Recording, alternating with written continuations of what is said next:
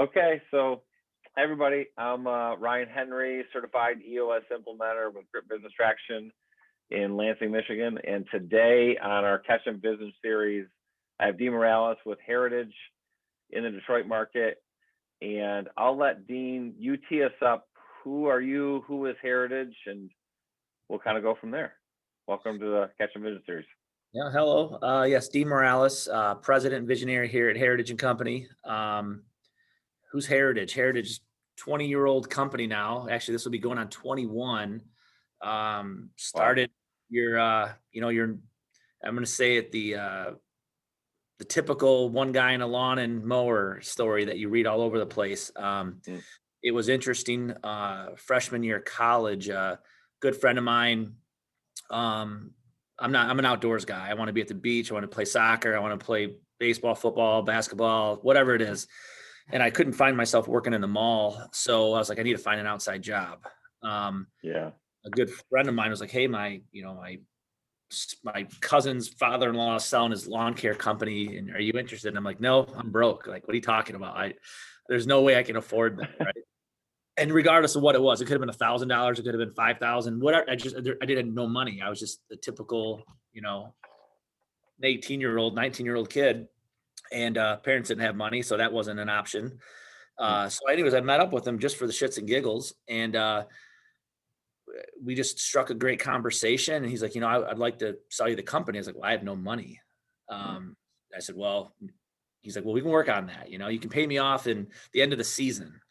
So I was like, okay, what do I got to lose here? Right. I could do this. I've cut lawns before, and I've mulched my parents' house and my grandma's and stuff.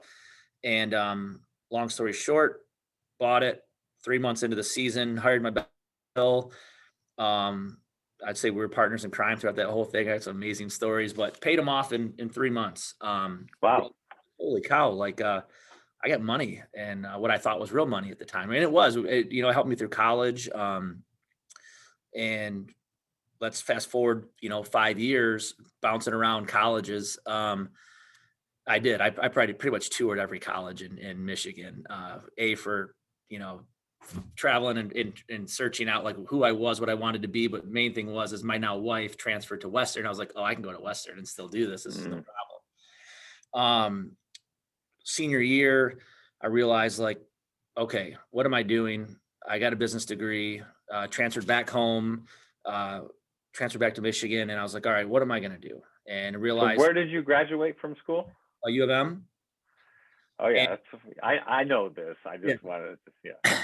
So it was. So you went all over the place for school, and then landed at U of M and graduated with a business degree from U of M. Yep. And you're mowing lawns and running this landscape company all throughout college. Correct. Yeah, I think it was a weird stint. I had a cousin, and my mom it was really cool. Like I was like in my junior year, I was like, Mom, I think at the time I was running out of her house, out of my mom and dad's house. And I was like, I got to find someone. Cousin Chris he needs help. And she's like, I can do it. And I'm like, yeah, right. You're crazy. And she's like, what? What, you don't believe I can do it? She actually worked one summer. It was incredible. And all my customers were like, who is this person? I was like, oh, my mom. She's like, she's amazing. Like, talk about the instant rapport of family connection and family business. Like, and she loved that. It was her best job she ever had in her whole life. And even though it was just for a summer, she did it while I was at school. It was amazing. What was the size of the company as you were working through college? Like, how many people? Was it seasonal? Like, did you still work during the school year? So yeah, it was seasonal until 2003. I was approached by another friend who said, hey, my uncle has just passed away, unfortunately, and his wife wants to sell a snow removal company. And I said, well, I graduated 2006. I was a 6-year plan. It was not a 4-year plan. Losing credits, transferring was not, too kind to me. So for the last 3 years, we had a maintenance division and a snow removal division. So I would plow literally 36 hours straight, go to class, come back. I've got probably 20 different, between internally and subcontracting other people with, operate with the trucks and skid steers and what have you. We were about 20 units out every snowstorm, and going to school full time. Took a toll.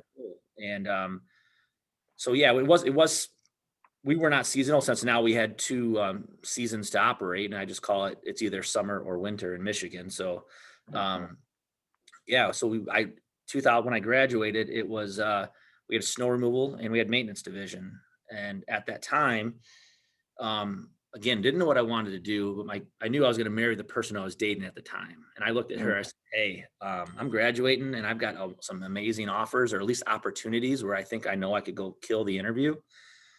And I went to all the interviews and actually got 2 offers for a job, and they were definitely more than what I was making, not from a sales perspective, what I was paying myself at the time, but I knew the Right. opportunity was I loved what I was doing. I love the entrepreneur part of it. Like, I'm an entrepreneur Mm. at heart. It just happens to be that we're in a maintenance, company, period. Right. So she's like, "I don't care what you do, like, just be happy." And I was like, "Oh, that's what I needed to hear." Like, that That's was great. nice. So I said, "Hey, we're gonna go at this 5 years at a time." And 2006, 2011, I think the year after I graduated, proposed, got married, and I kind of looked at her and said, "Hey, are you happy, or are you good?" And she's like, "You're the one that's happy and amazing, doing great. Like, you need to keep doing this." Like, cool, because I'm gonna kill it.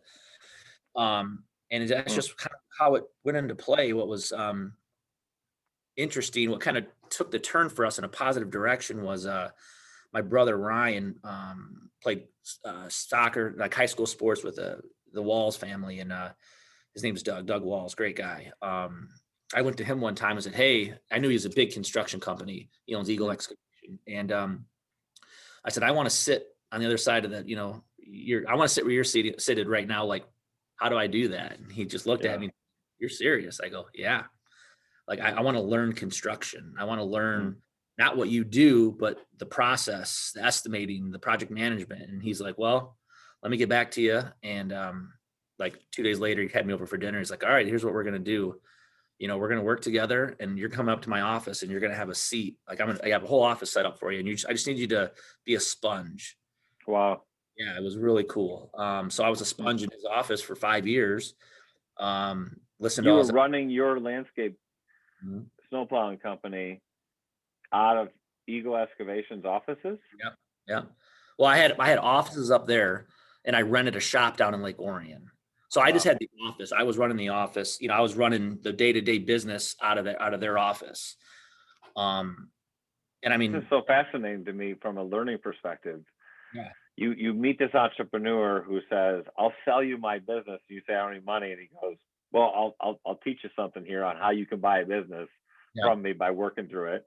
Yeah. And then you get a degree from U of M. I mean, like the creme de la creme. And I'm a Ooh, Michigan State guy, but look, I know how good a school Michigan is. I'm no dummy. And then you didn't even settle there. You keep going for education, and you find this. What is it too much to say? A mentor? Oh, hands down for sure. I don't think he knew it, but he was. No ifs, ands, or buts. I mean, Wow. yeah. Um, like, and he was actually on his. I'm gonna call it like his retirement. He was phasing out, Mm. and he just threw me into this guys, and it was tough love. Like, "Oh, who's this guy in here?" And he's like, "Don't worry about it." And long story short, they're all my really good friends now, and I trust Yeah. them dearly. I mean, we still do a lot of business together. And it was up to me. It's what the work I put into it. He wasn't telling me this is how you do it. He just said, "Go watch, go learn, go listen, sit in on a bid." And it was, he did not, put the nipple on and say, "Hey, I'm going to show you everything." It was just, "Here's your opportunity, make the best of it." Wow. So, and that's, you know, so entertained, he definitely put me in front of the right people from 2007 to 2012, we transitioned to more of an install company. We still had a service division, a maintenance division. I was doing both, right? Mm. And once in a while, he'd say, "Hey, there's this opportunity to install sod at U of M. Are you interested?" I was like, "Yeah." So that was like baby step. And then it was this, and it was retaining wall. Then it was, "Can you do pavers?" "Yeah, we can do that." And then all of a sudden, I would say we're one of U of M's no ifs, ands, or buts premier installers. We probably do 80% of all their lead certification install of their landscape throughout the whole campus. And Mm. then it led into, you build your report card, or your, let's call it your credit, right? just your capability statement, and you send that out. And that's what we did. So U of M was a great backbone pillar of who we are, what we do, and our capability. And now we're doing work, I guess 2020, which is mind blowing. All your GM, Ford, FCA, DTE, any big GC that's out there, we're happy to be part of their team. I believe Heritage is, one to be reckoned with in Michigan. I mean, you go to any general contractor, you say, "Oh, Heritage," they're like, "Oh yeah, we use them all the time." It's awesome. So Before we go there, and we'll go to the future, we'll go where you're at right now and stuff. I'm just curious. So you started at 18. yeah. You worked through college. You get this mentor. That means you went through the Great Recession. I mean, what happened to the company there, and what did you learn from that? Like, So I'm gonna call us. We were just super blessed during that time. We were yeah. growing, right? So you can only go up when you're at the bottom, right? So we weren't much of a company or anything, but so every new opportunity, every new customer, every new relationship was just an opportunity for work, because a lot of companies at that time that were established, you're right, we're going out of business, but we didn't have anything. So every opportunity we had, it was just, okay, we grew 20 to 20, 18 to 21% every year up until last year. Like through the whole thing, we just continually grew through all that. It's just because we didn't have anything, so you don't have anything, every dollar extras, you're growing. And that's just what happened. So we were not an established company per se when that started. So we just got lucky. And I really mean that. Yeah. So you went from a maintenance company, mowing lawns, mulching, to a all seasons company, summer and winter Right. in Michigan, right? Snow plowing. And then you get this mentor. You work through you grow right past through the recession. That's a little pro tip for anybody right now thinking, is this a good time to start a business? Yeah. You see things clearer during these kinds of times, during crisis times. And then you get into install and actually working with construction companies. Take us up from about that period to when probably you and I crossed paths, which was not that long ago. No. A little over a year ago. Yeah. 2019, right? Wasn't. Mm-hmm. Yeah. Sorry if I don't know the exact date, but so that was interesting. So Matt Kunder, who's now our integrator, I want to kind of just go back slightly. 2003, he's my Craigslist gold mine, right? I mean, I put an ad out there. That's how I found guys, and he applied, and he was just let's go, let's hammer, super type A, let's get it done. The bulldog, and I'm not that person, right? So you found Matt, and people know I know the integrators. You found Matt on Craigslist. Yeah. Wow. I think it was like $9 an hour, and it's funny. I tell this story like often because it's incredible. So we got to a point that we just loved and had so much constructive conflict. We just looked at each other and said, "Listen, Dean, you get the work, and I'll make sure it happens." And that's just how we've been doing this thing. And well, fast forwarding to now, we're doing all the, we're also a signatory union landscape contractor. It's up for debate, but the only true signatory landscape contractor in Michigan. There are others that do PLAs, but we're kind of our own little interesting niche of clients, because all your automotive, they want union labor, right? Right. So that's how I also found a way to go after and have a niche of work and market that not a lot of people are going after because they're scared of it. Well, I didn't really bother me. It's like, go big or go home. Like, if that's what's going to help project us, my work family and personal family to the next level, or where we want to be, then let's go do it. So throughout the whole process, I knew what I wanted in my head. I just was terrible at relaying the message to everybody, and only certain people knew. And it's not that I was closed. It was just simply, I thought I was, relaying the message, but it just wasn't clear. Right. So 2018 happened. Again, we're growing. 2019 spring. That's when I had 3 people in 3 months tell me, you need to read this book, and I was like, what is it? And Rachel, who was our sales and marketing coordinator, went to a seminar. This is where you and I kind of roll into play. She came back from the seminar, gave me this book called Track. She said, you need to read it because Dean, this is what we are. Just, you don't know it yet. And Yeah. she was amazing. She was, talk about culture. It was pretty exciting. She went to school to become a teacher, got a job, and said, I don't want to do it. I want to stay working at Heritage, which was kind of like a testament. It was like, cool. Like, she was listening, and I somehow communicated with her, and it worked, but it didn't always work like that. Cause I know we probably lost some really good employees because I would not communicate the message well enough. Yeah. But so she went to the seminar, came back, said, read it. I think I read 4 or 5 pages and I was intrigued, but then I just like ADD, and it's like, oh, I'll get to that later. Right. Yep. Then a month later, my buddy Bob Sinorama, we'll talk about it later. He had a book in his hand, and I was like, what's that book? He's like, dude, you got to read it. What you and I talk about all the time is this book. And this is what, it's called EOS. And I was like, well, so I was like, dang, that's 2, right? And then a week later, no joke, my old insurance agent, Brandon Brown, of I think it used to be Maris Brown Farm Bureau. He was our insurance agent. He called me one day. He's like, you ever hear of EOS? I was like, dude, you're the 3rd person in like 3 months to tell me this. He's like, it's incredible. He's like, he's like, cause it's business talk. I love talking just how to be a better person, how to be a better business owner. I don't want to reinvent the wheel because it just costs money. And we just spat off for like a good half hour. And he's like, you got to read this book called Traction. So then I read it, and I went back to Brittany's card, called the number. And that's when, Ryan and I hooked up, and we had how did it all start off? Like a 90-minute, he's like, we got to get your team together in a room and let's just see what happens. And it was really cool because the leader team all came, and they all looked at me, and in particular Matt, because Matt is very process driven. He's like, we are doing this, and I was like, sweet, like, yeah, it's exciting. It's always a fun day. So just a little bit of context for anybody watching this. And I'm always mindful of those that are on the outside looking in, because I know that's where I was. I got introduced to EOS in late 2008, if I recall. Of course, that was a really blurry time for me. 8, 9, and 10 just kind of blurred together, but I'm pretty sure it was late 08. My accountant gave me the book Traction, was like, you got to read this book. And I was like, no, I don't need to read that book. I've read all kinds of books. And same thing, ADD. But then got involved. And for those of you that read the book or have these ideas floating around in your head about EOS,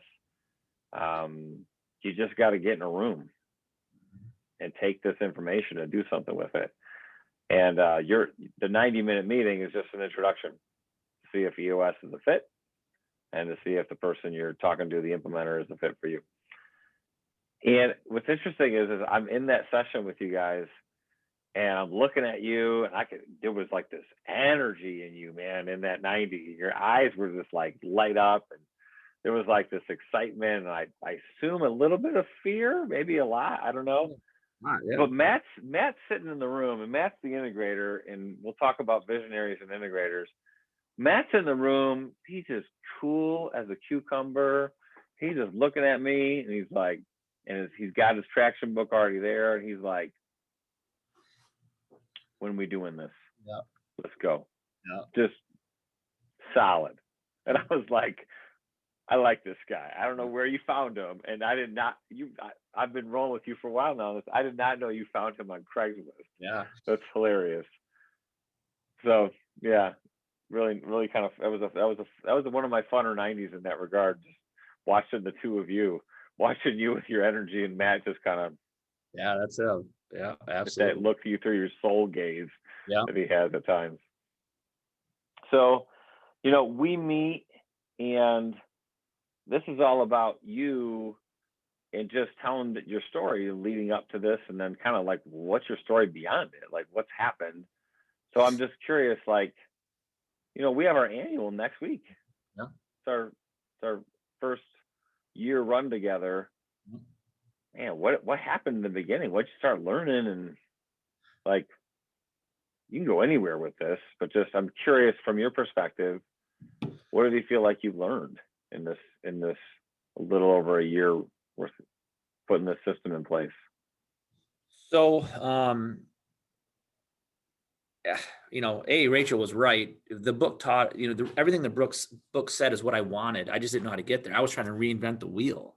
I mean, in all reality, I was, and I didn't know it. I just said there's got to be a system out there, and that's so when the leadership team was formed, we had a leadership team, but it wasn't called the leadership team, right? It was just, office manager, superintendent or operations, and it's just it was unorganized chaos, and there's no structure to it. So what this just brought clarity. First time in, it was very obvious that certain individuals didn't want to be held to a certain accountability, because there were certain times where I knew going into the session or the room or a touchy subject, it was just gonna be like, okay, like this is gonna get interesting, but it brings problems to the table that you want to talk about, but almost are afraid to talk about. But at the same time, if you don't move past it, it's always going to be there, and it's going to unfortunately erupt in the wrong time, and then you're really screwed. At least that's how I felt.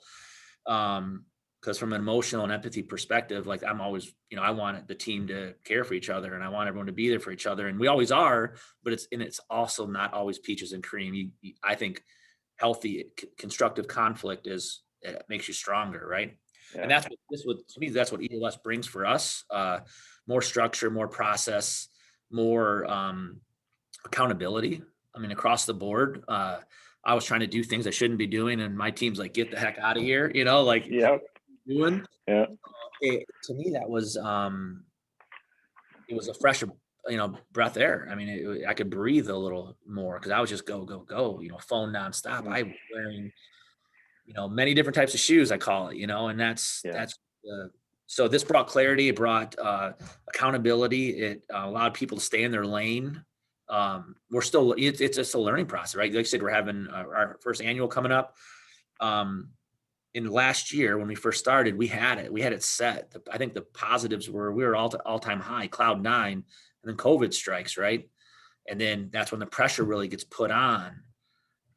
We fought through it, no ifs, ands, or buts. But COVID even, showed some more holes in our company system, our company culture, that exposed, when the tough, things get tough, the tough get going kind of thing. That to me, that was just an interesting dynamic, that you can't fake it to make it in EOS. You either have it or you don't. You either want it or you don't. And when things get tough, EOS has and did expose people in our field, our leadership team, of like, you're not really here for the right reason. And it hurt, like, because we lost some a couple good individuals just that couldn't handle it. It was COVID. Everything was magnified. Trying to work from home, trying not to work from home. Who can work from home? Who can't? But I do know, if we didn't have EOS, that structure, because we stayed pretty strong throughout the year. But I called you. We were in the trenches for a good 4 months. I mean, fighting. I mean, just fighting. It was tough. And we had the best year we ever had. But it was, because we had the structure in place. We were still working on it, but the seats were in place, the structure in place, accountability was in place. If we wouldn't have had it, EOS, in my perspective, from putting it all together, I don't know if we would have made it out of there.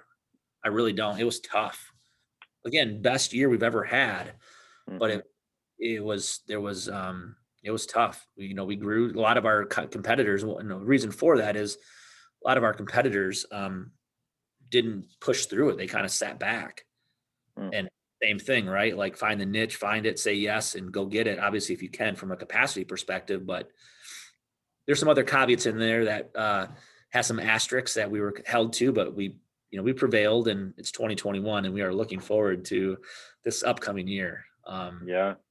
Amen. That's fantastic. When I was thinking about this year that you've been through, you guys really had to,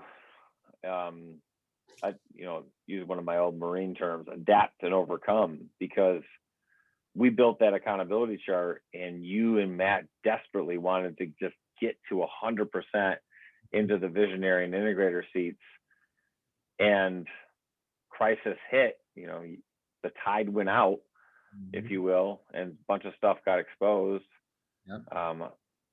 and you guys had to go back into some operational functions for a while, and then take the risk again, Yeah. and find some other people to do those things.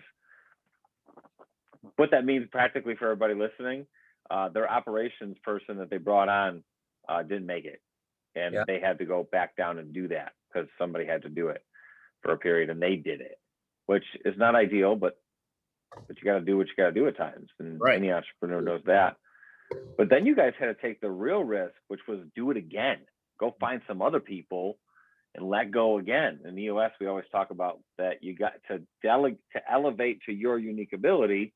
Well, you got to elevate others. That means you got to delegate. You got to let go of stuff. Right. And when you let go of something to somebody, and then you find out you couldn't entrust them, Yeah. it's hard to let go again. So I'm just curious, what did you learn from that?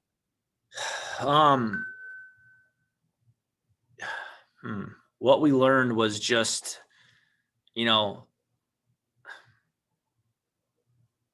that's a very emotional question, just simply because you know who's in it, and who's team heritage, who's all rolling in the right direction, and who's going to step up regardless of what it takes, 80 hours, 100 hours. It's just, I guess what we learned was just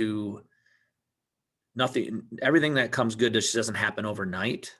And it's a process, and you work the process, and then it'll happen. I think we wanted to get so much seated in the integrator visionary part that, we just kind of, how do I explain it? I want to say we let go too early. And it's a weird comment to make. Like, we're excited. We didn't let go and say, hey, you're the new operations manager, off to the races. No, there was a really cool mentor coddling, everything, right? You got to be there emotionally, empathy. You got to be there, support. It's not okay, you're the guy, figure it out. No, we don't want you to we don't want anyone in any new hire or new team member to try to reinvent the wheel. Learn from us what we did, what we went through for the last 18, 20 years. So it's just something that you can't, at one point, we just had to stay in the trenches, and we knew that it was going to end when the season ended, unfortunately. And that's when the snow hit, and it was wrapping up work. Again, COVID I'll never use COVID as an excuse for anything. It's just, it definitely just added a layer of complexity to our operations. Of course. And of course. It was tough. It's from an LMA, right? Lead, manage, hold accountable. And when you're running at such thin ice, high margin, high risk, high everything, you got to just be held accountable. And I think that's the thing, is as long as we held everyone to the same strict standard as we were and expected, it's just, things really got magnified. And I guess what we just learned was just take it easy. Like, we don't need this to happen overnight. It's going to take time. If it's, if it's just, everything takes time, period. There's no get rich quick scheme with, this isn't a way to get rich or nothing. It's a way to structure your business, and it structured our business. And like I said, if we wouldn't have had it in place, I would have been, in hindsight, interested to see how 2020 would have wrapped up. That's so good. When I first got exposed to EOS, I remember I bought the book for my entire staff and was like, everybody read it, and I think we can get it in place in a month. Of course, I think I was like you, really bad communicator. What I caught as a vision, I don't think anybody really understood what the heck I was even saying. And candidly, in retrospect, now as an implementer, I had no idea what I was saying. I thought we could do it in a month. So this isn't, you're embracing the journey. You've embraced the journey. This takes time to put together. And for those of you that are out there walking through some hard times, this is scary times. This is not normal times. And Dean, I just want to tell you, it's commendable to watch you guys succeed, learn, and grow even amidst all of this going on. Did I lose you?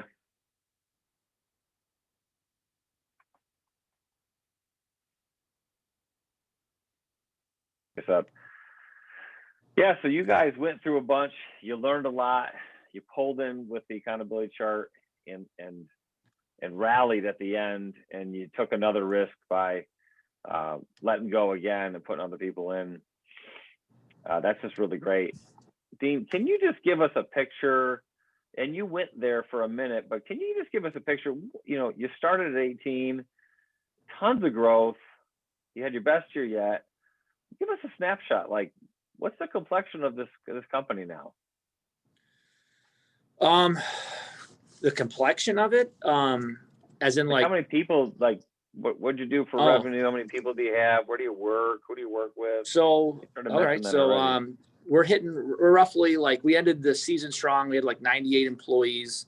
And it's, you know, we landed our biggest contract we've ever been awarded, FCA, you know, Mac Engine down in Detroit. Congratulations. Yeah, it was phenomenal. That's so, you know, end of the year with 98 employees, landed the biggest contract we've been awarded, doubled our sales for the year. Again, adding the complexity of, I'm going to throw an asterisk up there with COVID, just simply because we were working and everyone in the company and in the field wanted to work. You know, it was exciting. I was nervous, you know, like with unemployment and everything, with the extra benefits, it's like, how are we going to find people to work? Well, when we implemented EOS, and this is very exciting. Actually, when we first implemented EOS, we lost people because of what we told them, how we're going to LMA people. But then once we did that, everyone started promoting us even more because they knew that's what we were headed. There was no organization to it. There was no preaching to it. There was no, like, you know, what are our core values, and all these new meetings and conversations we have with the field and other things to talk about. And it's just expressive, like what it takes to work here at Heritage. You got to have these core values, got to do this. And everyone that was there that was doing strong, we all knew they had them. But once we started understanding, and they drank the Kool-Aid, we drank the Kool-Aid, and it was no longer just talk, it was real, and we implemented it. Our field grew just within by them saying, I got a guy, I know this guy over here. And they're our number one recruit. Like, you need to come work for Heritage. Like, this is what's happening. This is new. This is exciting. Look at all this work we have. It didn't take much to find guys and or just team members, you know, and that part was probably the most exciting part of the year, to understand, like, our team has our back. Like, you know what I mean? Like, you don't never feel alone, but from the very first person that, you know, a friend of or acquaintance or in the field, you know, they work here for a week, like, this is the best company I ever worked for. And they're not asking for anything. They're just blatantly telling you. It's like, I've never felt the love and culture. And, you know, it's not just the paycheck. Like, they're working for a purpose. Everyone wants to roll in the same direction. You know, let's get this job over, move on to the next one. So where we are now, that's a really powerful statement to make for a pretty hard labor construction type company. That's amazing. I love that your employees are now like billboards for you. Yeah. I mean, it went as far as, we had a new guy. It was great, named Jacob. Started out, and like 2 months in, he's young. And I always felt like, they say Generation Z is like the new workhorse, right? Like, they want to be outside. And I still don't know exactly what that means, but they say Generation Z, and I guess the age gap means he's a Generation Z guy. He's amazing. And he started in 2 months in, one of our best foremen gave him the compliment of honor, nominated him for like Employee of the Week, the core culture champion, right? Yeah. And he got an award, and Emily went to deliver it to him, and he's like, I don't want it. He's like, you guys do way more enough for me already. Give it to someone else. And I was like, whoa.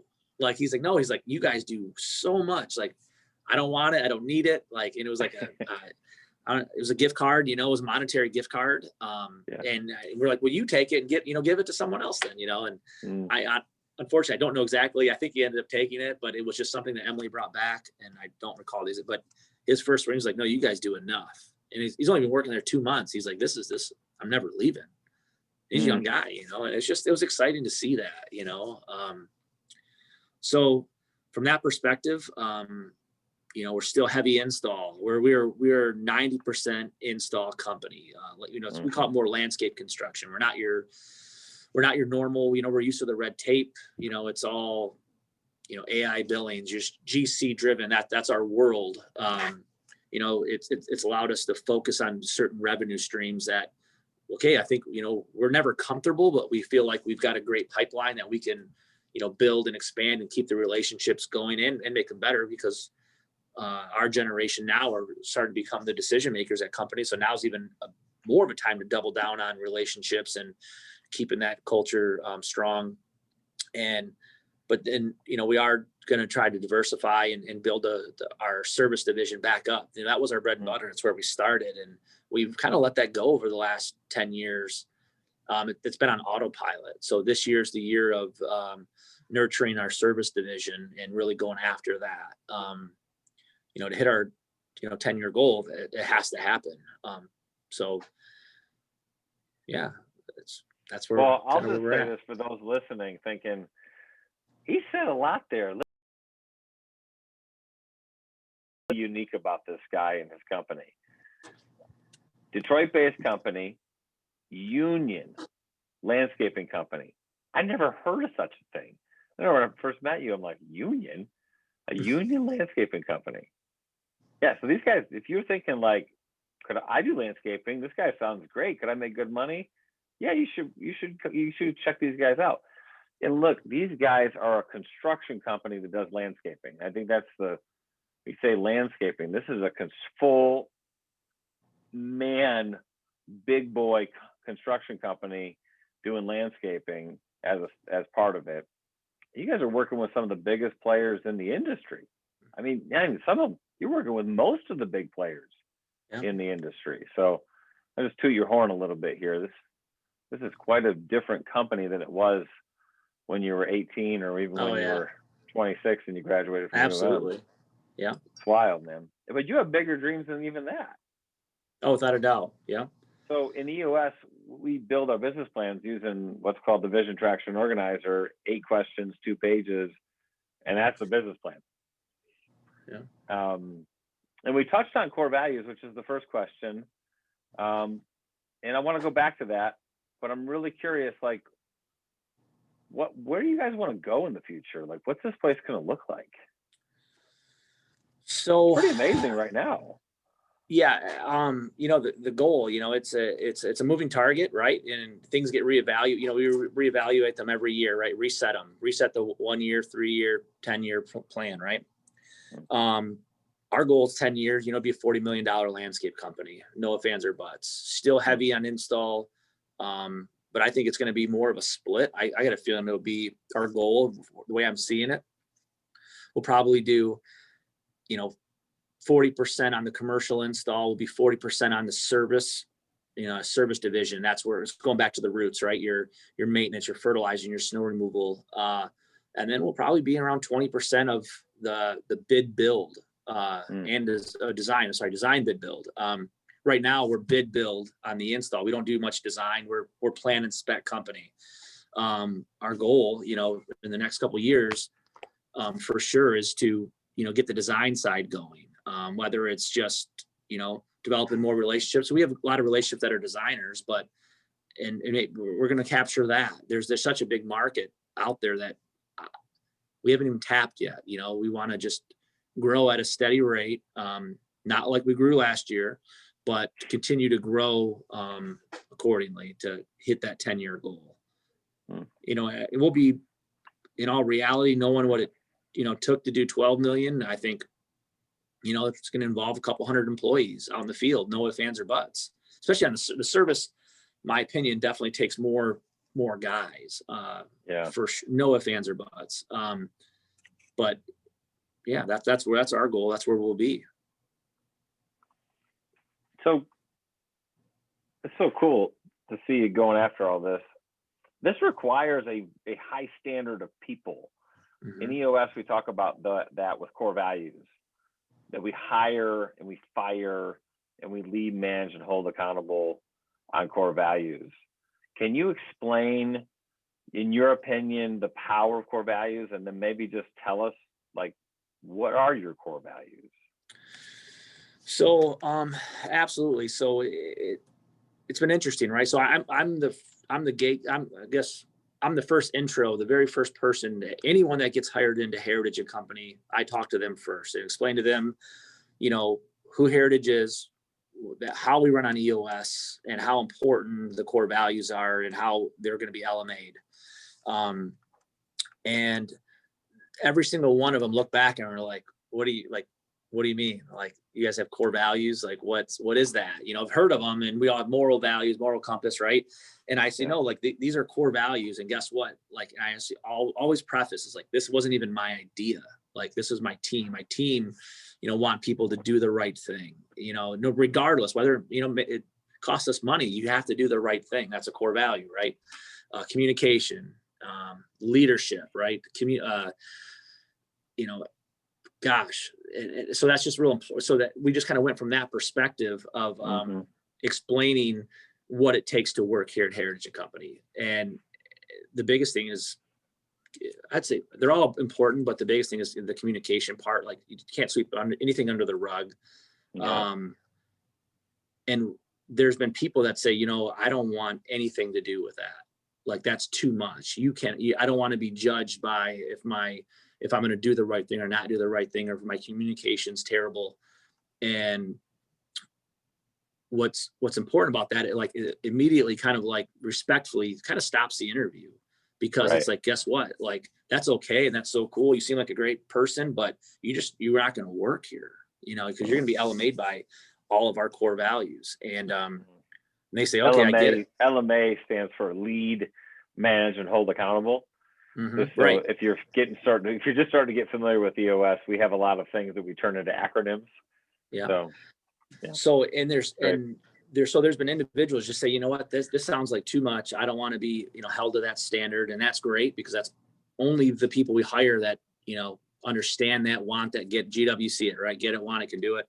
I don't go too deep into that part. That's our integrator spot, but that's how blunt and caring and direct we are during the interview. It's like, if you don't understand that part, or you feel like you don't fit any of those, like, please just go to the next interview, because it just will not work here, because our whole team now, we always had it again, but it was just never talked about. Yeah. And so in hindsight, some of the people that left, I understood why. It's because they weren't good communicators. They could have been the most skilled person out there, but they weren't a team player, right? Mm-hmm. They were just me. They were amazing at their skill, but they didn't want to, elevate it. They didn't want to delegate or teach or be a mentor to bring up the next up and coming foreman. It was just all about them. And that just does not work here, period. This is so interesting. It's so counterintuitive to so many people that I hear that candidly are not implementing EOS, that are business owners that are saying, I can't find people. And I start talking about, well, in order to find the right people, you can only hire people and bring people in that meet your core values, and people that want, and can do the seat that you're looking to have them sit in. And I get the look of like, you are insane. I'm not turning away people. I need warm bodies. And I go, well, that's the difference. Yeah. You're looking for bodies. We're looking for the right people in the right seats. We're looking for great people. And it's so interesting. You're saying you're not only not having to look for them, they're just showing up, because your great people are finding other people like them and bringing them to you. Yeah. Yeah. That's the amazing. Best part is like our crews, right? Our teams, our guys in the field, that's doing the work, like, they all know it, they understand it. So everyone they're bringing in, they're already giving them the core value speech, right, before they even bring him in, because they're like, I don't want this guy to come in and make me look bad, Yeah. And they already are screening them. So I know if, Juan Barajas or Ramon or any of these guys out there that are just bringing guys in, I'm like, if they know them, they like them, they trust them, and they've already gave them the core value speech, like they're already screening them for me. So technically I'm the second person, but typically I'm the first. That is so cool. Yeah. You're like, well, I what's this, drinking a beer, hanging out with your buddy, right. And you're like, hey, are you a good communicator? You are a good communicator. Let's talk about that. And yeah. Wow. Yeah. So it's that's so cool. Yeah. So cool. So one of my favorite things about EOS is it creates a self-managing company, and the way you're showing it being managed is your people are holding others accountable. It's not like you're out running around trying to beat people with a stick, 98 people. It's just happening. They're just doing it on their own. Correct. Yeah. And that's, it's, building the structure, and then, structure first, people second, right? And that was important. Again, same thing. We were doing it just unofficially. So I'm going to call it, we were half-assing it, it was working, but this just made it more structured, more organized, more efficient. Efficiency is going to equal a lot of things, usually for the positive.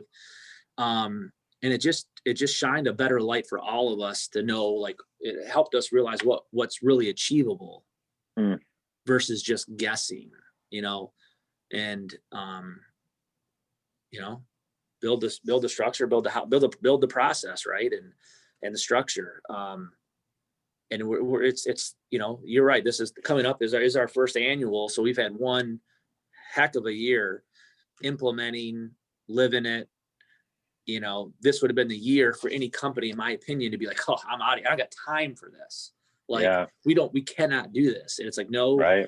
We have to do this. If we don't do this, it's not good. And it's tough to convince me on a lot of things, but I'm telling you, like, we're excited. I mean, there's not one person here that says, oh, EOS is garbage or it doesn't work. It's just, it's weird. It's just That's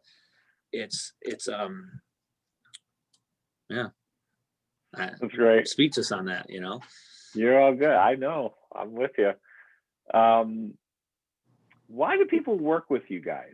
What makes you guys unique? Like, what is it that you did all these amazing corporations? I mean, you're talking about some of the big three and some of the largest, most prolific and impactful construction companies and developers in arguably our largest market in the state of Michigan, one of the largest markets in the United States. So what is it about? What's your guys' secret sauce? What makes you guys so unique that people keep coming back to you? Well, there's just a couple things, really. It's just doing what you say you're going to do, schedule accommodating, do it once, do it right, own a mistake, right? You don't sweep it under the rug.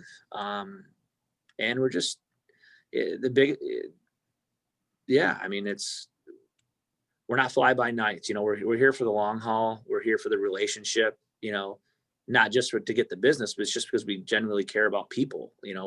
I think we're technically in the people business. I mean, period. Again, but we happen to be landscapers, so that's, people understand that we really push that out there. And once they get to know us, like us, trust us after like the 12th or 13th, maybe 20th time, once we have an opportunity to prove to them who we are, what we do, what we're capable of, then to me, the rest is history. It's like, oh yeah, we worked with Heritage. It's like a household name in the let's call it majority of the Detroit market, Southeast Michigan. Heritage is definitely a name to be, reckoned with and to be referred to by even amongst competitors. I was trying to think if you even had competitors with that kind of stuff. I do for sure. I absolutely do, without a doubt. I have no ifs, ands, or buts. Hey, can you just explain to us, because this is always such a great question, because I'm a visionary and people go, what the heck is a visionary? And then we talk about integrators and it's like, what are these weird words you guys are talking about?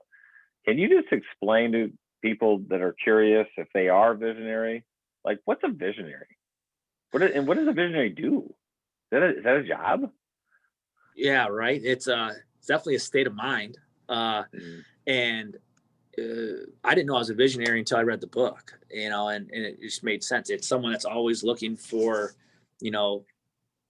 they're not task-driven people. I'll tell you that much. At least my opinion and myself. And I'm not a task person. It's not like, Dean, I need you to do this, this, and this, and this. And it's not going to work. Like, You're big picture people, your relationships, you're trying to grow your business through relationships and just through the network and going out and networking and wearing your business on your sleeve and not afraid to make those introductions. You're the big picture person. I feel like I'm the big picture person. Yeah, I mean, to me, that's a visionary, right? You're looking just of another way. Always, you're going 100 miles an hour all the time. And yeah, to me, that's the true definition. And my definition of a visionary is just, yeah. It's great. It's really good. I just want to clear the air for anybody that's out there thinking, I feel like that's me, but like, are you trying to say like that's what I should be doing with my time? I feel like I got all this other stuff I got to do. And you might have all this other stuff to do if you don't have an integrator. Dean, can you just explain what life is like for you as a visionary with an integrator? Like, what's an integrator?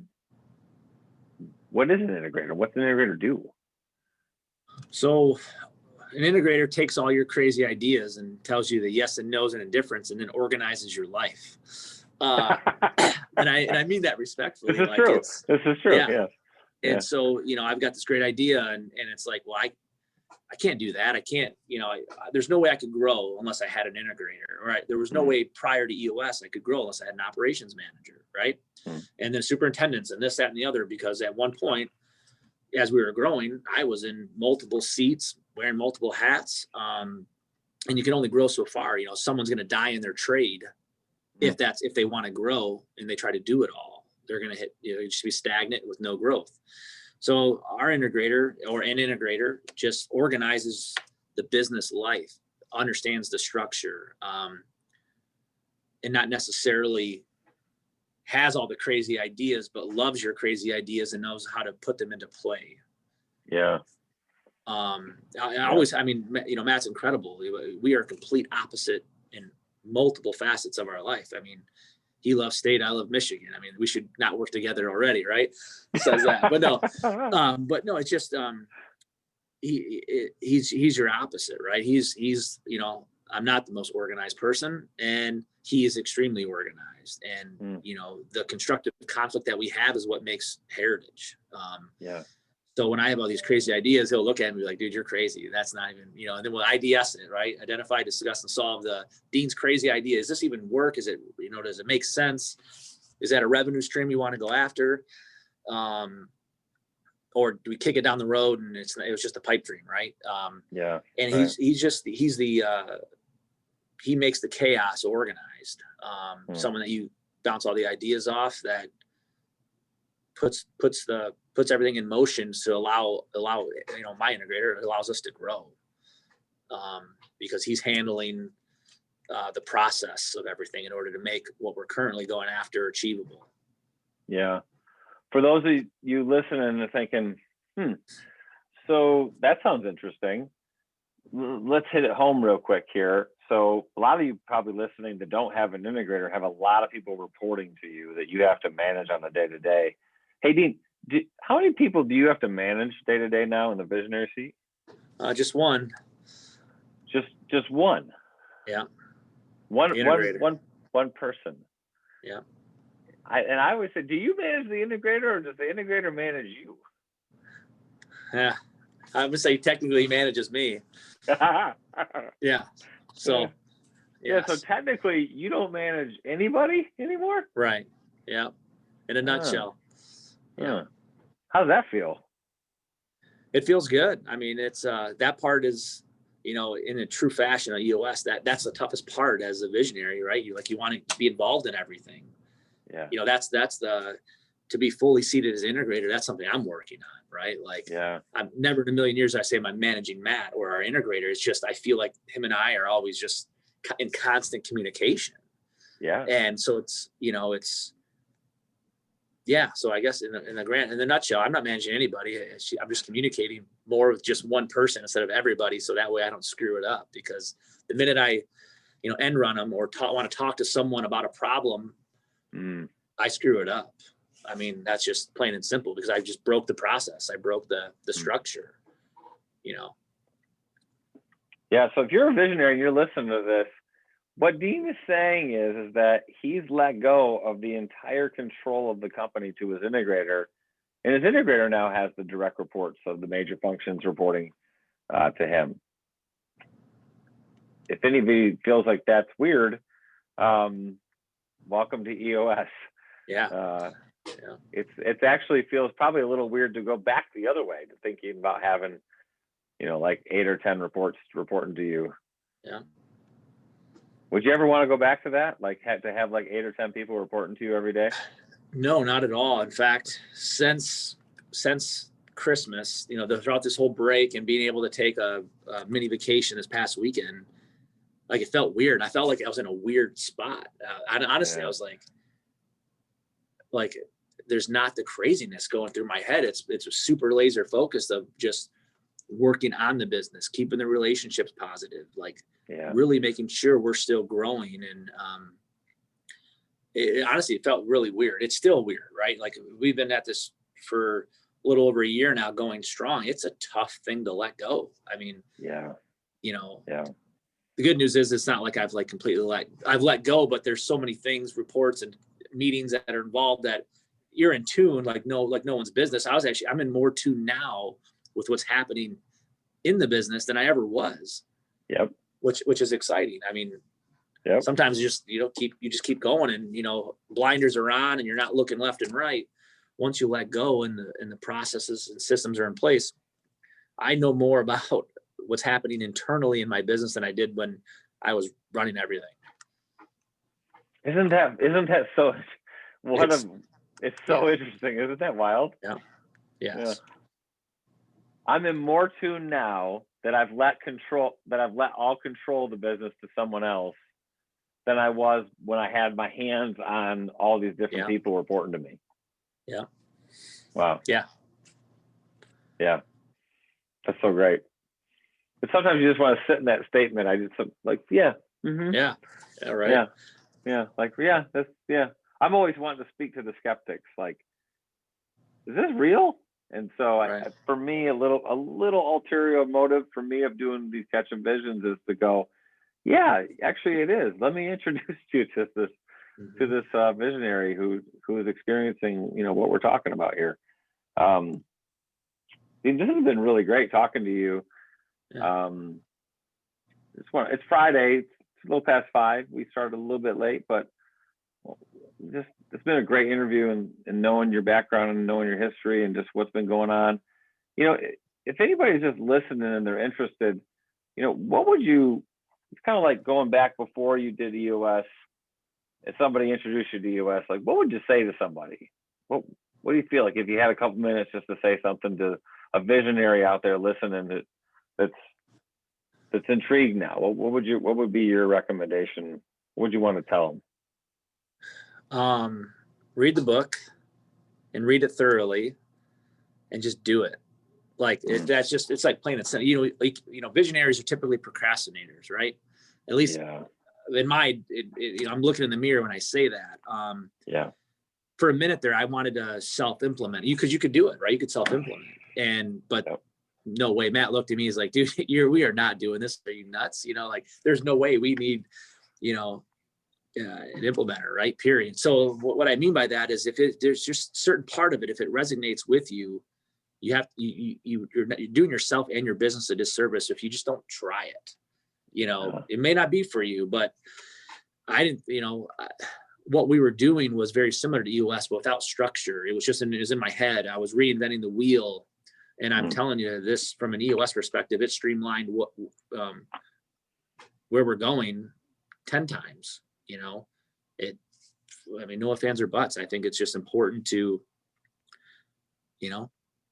read the book, understand it, sit down with an implementer and bring your team there and be very interested to see what your team. I was nervous in that meeting. I'm not kidding. I was like, oh man, like another one of Dean's crazy ideas. Yeah. They all looked at we went to lunch and had a drink afterwards, and they're like, yeah. Like I was like, sweet. Like this was not one of Dean's crazy ideas. Yeah. Just That's so good. it's something you don't put off, right? Like I know some visionaries. A guy that put me onto EOS still has not done EOS, and I yell at him all the time. He's like, I know it's just not a good time. Well, there's never a good time to have a kid, never a good time to get married. There's never a lot of good times for anything. You just got to do it, which was kind of exciting. And I yell at him for it because this is like, I don't know. Him and I talk, our 7 a.m., 6:30 a.m. on the way to the office, quick catch ups, maybe once a month. He's got to give it a try. Yeah, I couldn't have said it better. You just got to try it. You got to take that risk and step out and do it. This is great, man. If people want to get a hold of you, so I'm just thinking like, there's maybe somebody's listening that they're a visionary and they're like, Dean, I just want to talk to you and learn more about this and about some of my questions off of you. Or maybe there's a contractor listening or a client potential going, I want to work with these guys. This is really cool. Or maybe just somebody that's listening and going, hey, I'd like to look into working with you guys as an employee. Like, how can people get a hold of you?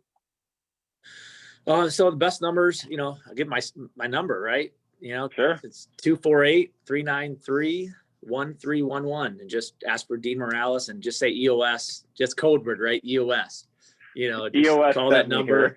Still office. And you talk to Dean Morales about EOS, and they'll be like, oh, patch them through. It's like the hotline, So right. That's the best way to do it for sure. That's great, brother. It's great to see you. Thank you. Thank you for your time. Your story's been phenomenal. Appreciate it. All righty.